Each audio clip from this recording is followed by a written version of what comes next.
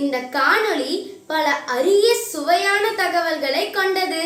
எனவே கவனமாக முழுவதும் காணுங்கள். இன்று ஆஸ்திரேலியா என்று சொல்லப்படும் நிலப்பரப்பில் ஏறத்தாழ 48,000 ஆண்டுகளுக்கு முன் மக்கள் குடியேறினர் என்றும் அவர்களின் மொழி, பண்பாடு போன்றவை தமிழர்களை ஒத்து இருப்பதாக பல ஆய்வுகள் தெரிவிக்கின்றன. ஆஸ்திரேலியாவிலும் அதை சுற்றியுள்ள தீவுகளிலும் மட்டும் இயற்கையாகவே காணப்படும் ஒரு விலங்கினம் கங்காரு. இவை மார்சுபியல் என்ற உயிரியல் வகையை சேர்ந்தது.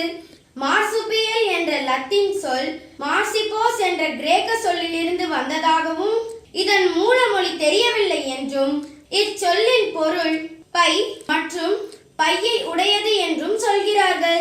தமிழில் சூர்பை என்றால் கருத்தங்கும் பை என்று பொருள்.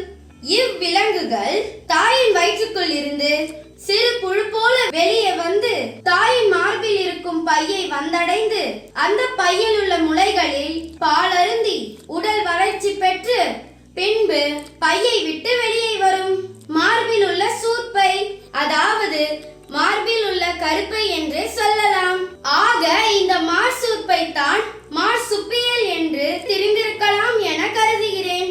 இந்த கங்காரு இனத்தில் மேலும் வாளரு, வாளபி போன்ற விலங்குகளும் உள்ளன.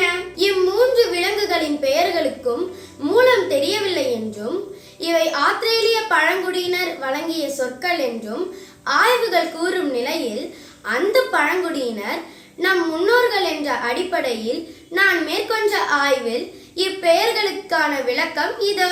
ஜேம்ஸ் ஹூக் என்ற மாலுமியும் சர் ஜோசப் பேங்க்ஸ் என்ற ஆய்வாளரும் அப்பகுதிக்கு சென்றபோது இவ்விலங்கை கண்டதாகவும் அங்கிருந்த ஆஸ்திரேலிய பழங்குடியினரிடம் அந்த விலங்கின் பெயரை கேட்டபோது எனக்கு தெரியாது என்பதை அவர்களின் மொழியில் கங்காரு என்று சொன்னதாக சொல்லுவது ஒரு கட்டுக்கதைன்னு நான் சொல்லலைங்க.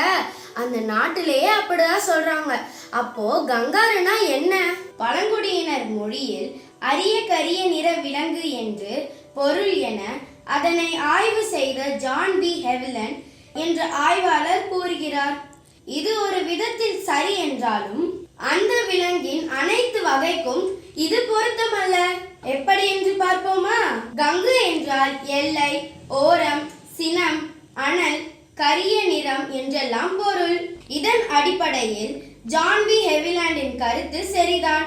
ஆனால் அனைத்து கங்காரும் இந்த கரிய நிறம் உடையது அல்ல. அப்போ கங்காருனா என்னவதான் இருக்கும்? நான் ஆய்வு செஞ்சதுல இப்படிதான் இருக்கும்னு தோணுது. அதாவது கங்கை என்றால் வளைவு என்ற பொருளும் உண்டு. ஆமாங்க, கங்காளம் வட்டமான பெரிய ஏலம், கங்களி சிறிய பருந்து வகை, கங்கம் வளைந்த மூக்குடைய கழுகு, கங்கணம் வட்டமாக கட்டும் காப்பு மற்றும் ஆறு என்றால் மிகுதல்னு பொருள். ஆக உடலில் வளைவு மிகுந்த விலங்குதான் கங்காரு. இந்த விலங்கினத்தில் அடுத்து வாளரு. வால் என்றால் நீளமானது என்ற பொருளில் விலங்கின் பின்புறம் நீண்டு தொங்கும் உறுப்பு. அரு என்றால் அரிய தன்மை.